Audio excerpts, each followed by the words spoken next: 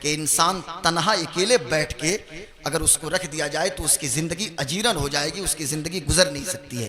پتہ یہ چلا کہ انسان ایک اجتماعی فرد کا نام ہے، انسان اجتماع میں رہنا چاہتا ہے، انسان جماعت میں رہنا چاہتا ہے۔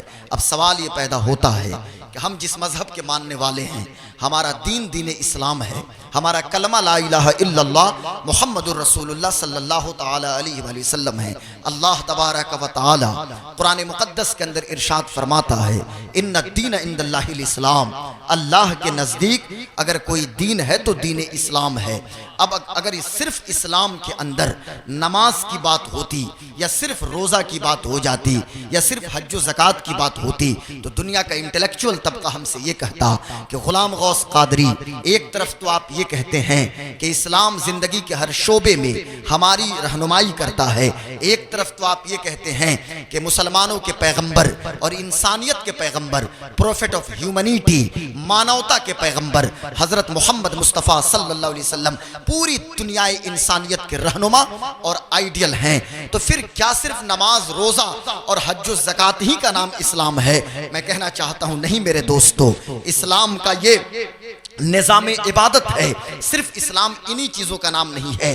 یہ نماز پڑھنا وقت پہ، روزہ رکھنا، حج کرنا، یہ زکوٰۃ دینا، یہ اسلام کا نظام عبادت ہے۔ اسلام معاشرے کی اصلاح کی جہاں بات کرتا ہے تو صرف فرد کی اصلاح کی بات نہیں کرتا بلکہ اجتماعی اصلاح کی بھی بات اسلام کرتا ہے۔ ایک طرف پیغمبر اسلام ہر فرد کی ضرورت اور اس فرد کا حق اور پھر اس فرد کی جو ذمہ داری ہے اس کا تعین پیغمبر اسلام کرتے ہیں، تو دوسری طرف پیغمبر اعظم سرور کائنات صلی اللہ علیہ وسلم اجتماعی زندگی کا سبق بھی لوگوں کو پڑھاتے ہیں۔ صاحب آپ کو سن کر حیرت ہوگی کہ لوگ آج ہم سے کہتے ہیں کہ صاحب کیمبرج ہے یا آکسفورڈ ہے یا جرمنی کا فرینکفرٹ ہے یا دنیا کی ٹاپ موسٹ یونیورسٹیز ہیں، وہاں پہ لوگوں کو انسان بنایا جاتا ہے یا لوگوں کو انسانیت کا پیغام دیا جاتا ہے۔ میں کہتا ہوں کہ دنیا کی سب سے پرانی یونیورسٹی تو وہ یونیورسٹی ہے کہ جس کی بنیاد مسجد نبوی میں صفہ کی درسگاہ کے طور پہ پیغمبر اسلام صلی اللہ علیہ وسلم نے جس کی بنیاد رکھی تھی، اور پیغمبر اعظم صلی اللہ علیہ وسلم نے صفہ کی درسگاہ پہ بیٹھ کے ایسے لوگوں کی تربیت کی ہے کہ کل تک جو لوگ کہتے تھے کہ صاحب عرب کے اجڑ یہ لوگ ہیں، یہ تو اونٹ چرانا جانتے ہیں، عرب کے وحشی لوگ ہیں، یہ دنیا کی قیادت کے فرائض کو کیسے انجام دے سکتے ہیں؟ لیکن دنیا نے اپنے ماتھے کی نگاہوں سے دیکھا کہ عرب کے انہی اجڑوں کو محمد عربی نے اٹھایا ہے اور ان کی تربیت کی ہے، تو کسی کو وقت کا ابو بکر صدیق بنا دیا ہے، تو کسی کو عمر ابن خطاب بنا دیا ہے۔ میں دنیا کو چیلنج کرتا ہوں یہاں پہ، چونکہ میں اسلام کو ریپریزنٹ کرتا ہوں اس لیے میں ڈنکے کی چوٹ پہ کہتا ہوں کہ لاؤ دنیا میں عمر ابن خطاب کی مثال کو لاؤ، دنیا کے تمام فرما رواؤں کو ایک طرف رکھو، اور میں اپنی طرف سے صرف خطاب کے بیٹے عمر کا نام پیش کر رہا ہوں۔ پوری دنیا عمر کی مثال لے کر آئے، ارے او عمر ابن خطاب کہ جن کے بارے میں نیپولین بوناپارٹ لکھتا ہے کہ اگر مسلمانوں کے پاس 2 عمر ہوتے تو پوری دنیا میں عدل و انصاف کا پرچم لہراتا ہوا نظر آتا، لیکن افسوس ہے کہ مسلمانوں کے پاس 1 عمر ہے۔ یا عمر ابن خطاب رضی اللہ تعالیٰ عنہ انہی لوگوں میں اٹھایا ہے خالد بن ولید کو اور سیف اللہ بنا دیا ہے۔ اور آپ کو سن کر حیرت ہوگی، علامہ مدثر صاحب قبلہ شاید کہ آپ کو خبر بھی ہوگی کہ میں نے کیمبرج کے اندر دیکھا انگلینڈ میں کہ کیمبرج کا پروفیسر 1.5 گھنٹے کا لیکچر صرف حضرت خالد بن ولید کے اوپر دے رہا ہے، تو کبھی آکسفورڈ میں خالد بن ولید کے اس مارکے کے بارے میں گفتگو ہو رہی ہے کہ کس طرح خالد بن ولید شبخو مارا کرتے تھے۔ پوری دنیا آج اسلام کے قریب آ رہی ہے، دنیا کا انٹلیکچوئل طبقہ کیوں اسلام کے قریب آ رہا ہے؟ میری تقریر کے ذریعے سے نہیں آ رہا ہے صاحب، بلکہ میرے آقا کی وہ ڈائنمک پرسنالٹی جو لوگوں کو اپنی جانب امپریس کر رہی ہے، لوگوں کو متاثر کر رہی ہے، اور دنیا کا انٹلیکچوئل طبقہ، دنیا کا دانشور طبقہ اس بات کو مان رہا ہے کہ صاحب انسانوں کو انسانیت کی اعلیٰ قدروں سے اگر کسی کی زندگی روشناس کرا سکتی ہے تو محمد عربی کی زندگی ہے، محمد رسول اللہ کی زندگی ہے۔ مسلمانوں آپ کو خبر نہیں ہے، چونکہ آپ سیرت کو پڑھتے نہیں ہیں، آپ اسلام کو پڑھتے نہیں ہیں، آپ کو سن کر حیرت ہوگی، یہی مدینہ کی یونیورسٹی ہے قبیلہ بنو غفار کا ایک شخص آتا ہے تو ابو ذر غفاری ہو جاتا ہے، تو کوئی حبشہ کا آ رہا ہے تو بلال حبشی بن جا رہا ہے، تو کوئی روم سے آ رہا ہے تو صہیب رومی بن رہا ہے، تو صاحب کوئی آ رہا ہے کہاں سے، کوئی فارس سے آ رہا ہے تو سلمان فارسی بن رہا ہے۔ تم کہتے ہو مدینے میں کوئی یونیورسٹی نہیں تھی، میں کہتا ہوں صفہ کی درسگاہ یہ وہ یونیورسٹی تھی کہ جہاں پڑھایا بھی جاتا تھا اور جہاں پلایا بھی جاتا تھا اور جہاں انسانیت کی تربیت اس طرح کی جاتی تھی کہ جب ابو موسیٰ اشعری کو فاروق اعظم گورنروں کی اکاؤنٹیبلٹی طے کرنے کے لیے جب آپ نے ان کو روانہ کیا تھا تو یہی ابو موسیٰ اشعری نے سعد ابن ابی وقاص کا گریبان تھام کے کہا تھا کہ سنا ہے کہ تم نے مکان کی تعمیر کر لیا ہے، سنا ہے کہ تم دربان رکھتے ہو، سنا ہے کہ تم اپنے سامنے کئی باڈی گارڈ رکھتے ہو۔ تو سعد ابن ابی وقاص نے کہا تھا یہ وقت کی ضرورت ہے، لیکن حضرت ابو موسیٰ اشعری تمام کارنرز کی اکاؤنٹیبلٹی طے کر رہے ہیں۔ صاحب اسلام صرف نماز روزہ اور حج و زکوٰۃ کا نام نہیں ہے، دنیا میں قیادت کا منصب اگر کسی نے دیا ہے تو محمد رسول اللہ نے عطا فرمایا ہے۔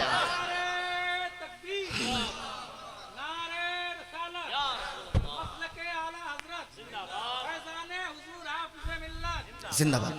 اس لیے میں کہنا چاہتا ہوں اور نہایت ادب کے ساتھ کہنا چاہتا ہوں کہ اور دنیا میں جتنے بھی فلاسفر ہیں، ایمینوئل کانٹ ہو یا روسو ہو یا پھر اور بھی بہت سارے لوگ ہوں، یہ آپ جو مارکس کا نام لیتے ہیں، لینن کا نام لیتے ہیں، اور بھی لوگ ہیں، یہ دنیا میں جتنی تحریکیں ہیں، یہ کمیونزم کی تحریک ہو یا مارکسزم کی تحریک ہو، یہ جتنے جس میں ISM جو لگے ہوتے ہیں نا، ازم جس کو آپ ازم جو بھی پروننس کر سکتے ہیں آپ، اس کا تلفظ جو بھی آپ ادا کریں، یہ جو تمام تحریکیں ہیں ان تحریکوں کو اپنی طرف رکھیے۔ آج دنیا کو ہیومنزم کی ضرورت ہے اور یہ تحریک اور یہ اسپرٹ کہیں اور سے نہیں ملے گی بلکہ محمد مصطفیٰ کی بارگاہ سے آپ کو ملے گی، امام الانبیاء کی بارگاہ سے ملے گی۔ اس لیے میں دنیا سے کہنا یہ چاہتا ہوں کہ حضور کی بارگاہ میں آپ آئیں، مسلمانوں کو ضرورت ہے حضور سے اپنے رشتے کو مضبوط کریں، امام الانبیاء سید الانبیاء سے اپنے رشتے کو مضبوط کریں۔ بات میری دوسری سمت میں نہ چلی جائے، نہیں تو بات سے بات نکلے گی تو لمبی گفتگو ہو جائے گی، ہمیں چونکہ حضرت کا بیان سننا ہے۔ میں بتانا یہ چاہتا ہوں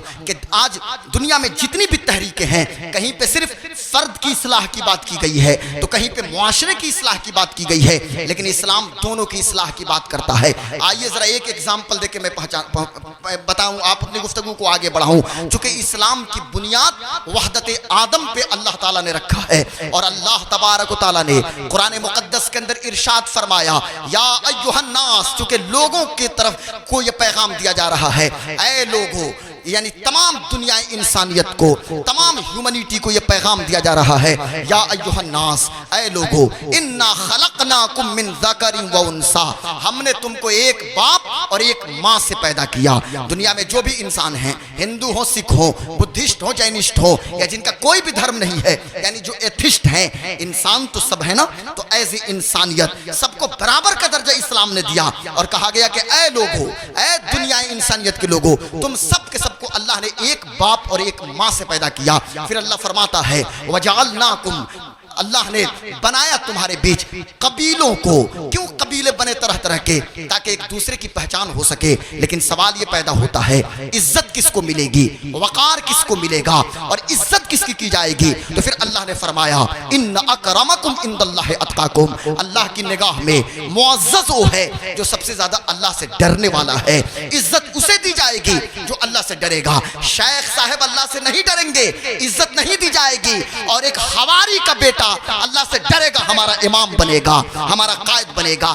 یہ کہاں سے لا دیے ہم اپنے اندر صاحب کہ یہ برہمنزم کی تحریک اور یہ منوات کی بات کہ کوئی بڑا ہے کوئی چھوٹا ہے۔ آئیے پیغمبر اعظم صلی اللہ علیہ وسلم نے وحدت آدم کی جو بنیاد قرآن میں اللہ نے رکھا، اسی وحدت آدم کی تفسیر حجۃ الوداع کے موقع پہ 10 ہجری میں پیغمبر اعظم صلی اللہ علیہ وسلم نے اس کی تفسیر آپ نے کی ہے، اور پیغمبر نے 1,40,000 کے مجمع میں، صحابہ کے مجمع میں آپ نے جو خطاب دیا تھا، یہ جو پیغمبر کا ایسا مینیفیسٹو ہے اور ایسا در منشور ہے جو قیامت تک کے لیے پوری دنیا کے لیے رہنما اور چارٹر پلان کی حیثیت رکھتا ہے۔ میرے پیارے آقا صلی اللہ علیہ وسلم نے ارشاد فرمایا لا فضل لعربی علی عجمی ولا لعجمی علی عربی ولا لاسود علی ابیض ولا لابیض علی اسود کلکم من بنی बनी आदम व आदम मिन तुराब। न तो गोरे को काले पर फजीलत, न काले को गोरे पर फजीलत, न अरबी को अजमी पे, न अजमी को अरबी पे। आज अमेरिका में कोई गोरा किसी काला को देखना नहीं चाहता, या यूरोप की धरती पे कालों की बेआबरूई और बेइज्जती पूरी दुनिया के सामने जग जाहिर है।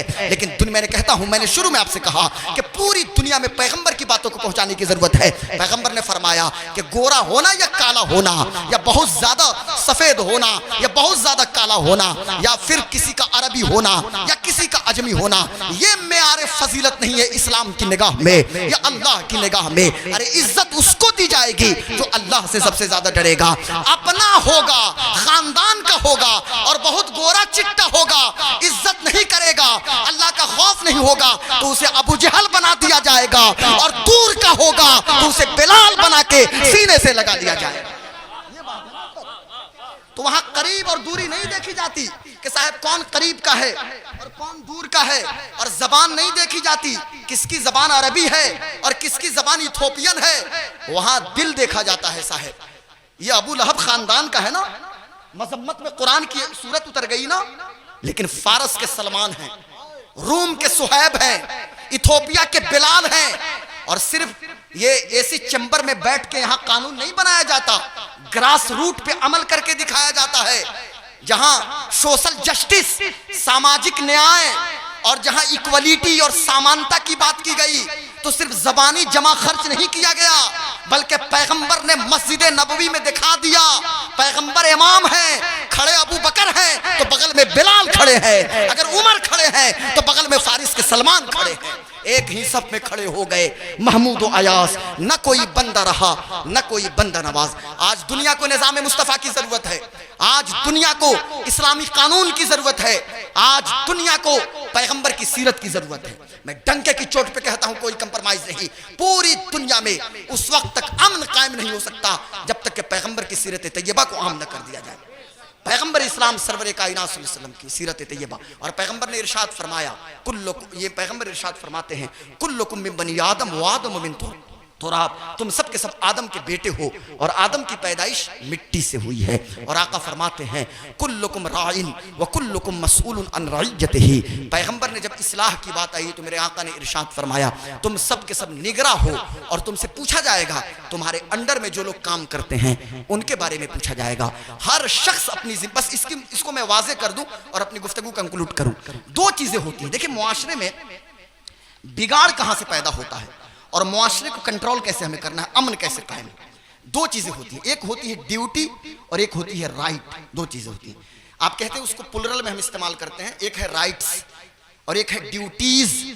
राइट्स मीन्स क्या होता है, हक, और मुझे बहुत सारे टीचर हैं अंग्रेजी के, मुझे करेक्ट करेंगे। और ड्यूटीज मीन्स होता है कर्तव्य, ड्यूटी यानी जिम्मेदारी, और राइट यानी हक, ये RIGHT, राइट। तो हक है और ड्यूटीज यानी कर्तव्य। हमारे यहां मसला कहां से पैदा होता है?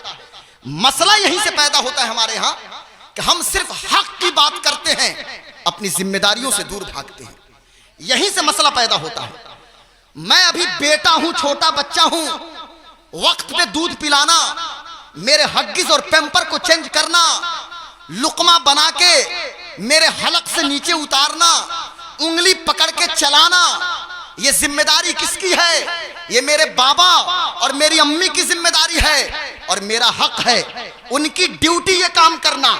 और मेरा हक, अगर वो अपनी ड्यूटी अदा करें तो हमारा हक तो खुद ब खुद हमको मिल रहा है। मेरा बाप बूढ़ा हो गया है, अब्बू की खिदमत करना, अब्बू के सर पे तेल मालिश करना, अब्बू का पैर दबाना, अब्बू की उंगली पकड़ के लेके चलाना, अम्मा की खिदमत करना, अम्मी की बात मानना, अब ये मेरी जिम्मेदारी है। और माँ का हक है, बाप का हक है, पड़ोसी का हक पड़ोसी के ऊपर। तो हर शख्स अपनी जिम्मेदारी को समझे। हम रास्ता चलते हैं, पैगंबर ने राहगीरों का हक मुअय्यन किया कि आप रास्ता चलते हैं तो रास्ता चल रहे हो, तो रास्ता चलने का तरीका क्या है।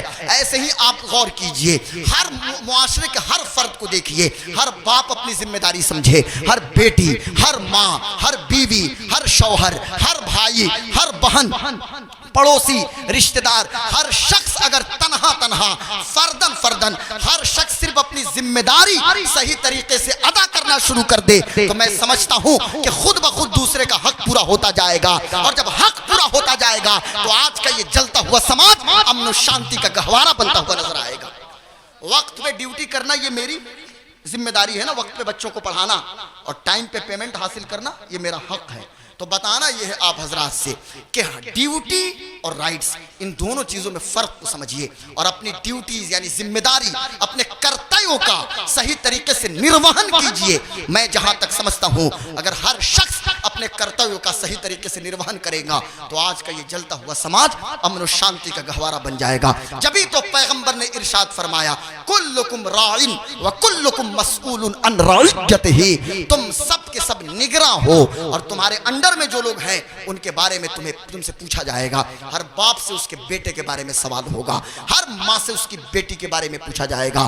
तो मैं कहना आप हजरात से चाहता हूँ और निहायत अदब के साथ कहना चाहता हूँ कि हर शख्स मैं भी अपनी जिम्मेदारी को समझूं, आप भी अपनी जिम्मेदारी को समझिए और आपस में मोहब्बत के साथ जिंदगी गुजारिए और अल्लाह के पैगाम को पूरी दुनिया में आम कीजिए। और पूरी दुनिया को जरूरत है कि दुनिया को आज चाहिए निज़ाम मुस्तफ़ा।